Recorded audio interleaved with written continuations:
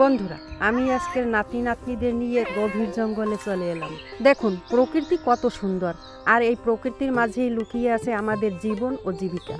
তাই জীবনের তাগিদে কর্ম করতেই হয়। তাই আমার এই আশেপাশে যে ঘাসগুলো দেখছেন, আমি এগুলোকে কেটে নেব।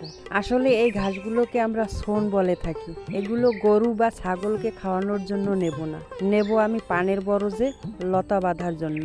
এই শোনগুলো এখানে প্রাকৃতিকভাবেই বেড়ে উঠেছে, এগুলো কোনো মানুষ লাগায়নি। তাই আমি এই শোনগুলোকে নিতে এসেছি আমার প্রয়োজনে। এগুলো বাজারে বিক্রিও হয়।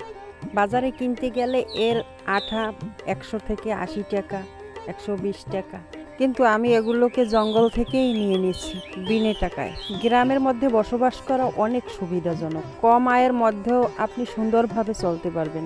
দাদারা দিদিরা, শহরের চেয়ে গ্রামে থাকাটা এতটাই আনন্দজনক যা আপনারা না থেকে বুঝতে পারবেন না। দেখুন, গ্রামের ছেলেমেয়েরা সর্বক্ষণ বন জঙ্গলের মধ্যেই খেলাধুলা করে, তাই এদের রোগ প্রতিরোধ ক্ষমতা অনেক বেশি। গ্রামের সুন্দর প্রকৃতি মানুষের মনকে সুন্দর করে তোলে।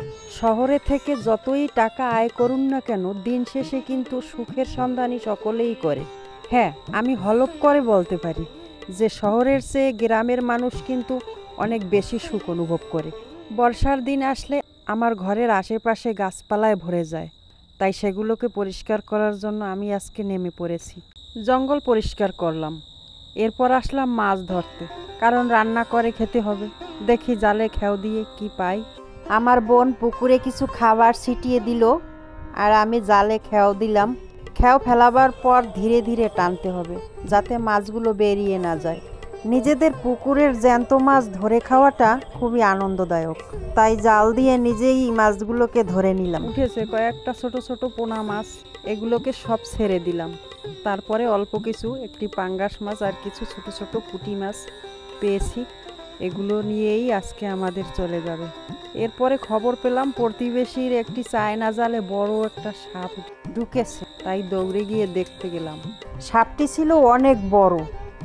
এই সাপটির নাম হলো পদ্ম গোকরা। সাপটি লম্বায় হবে 4 হাতেরও বেশি।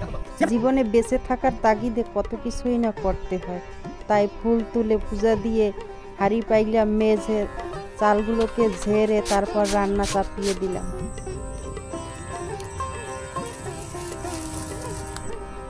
এরপর এক নাতি এসে বলল পুকুরে নাকি খেজুর ভিজিয়ে রেখেছে, তাই খেজুরগুলোকে তুলে ঝারিয়ে দিলাম।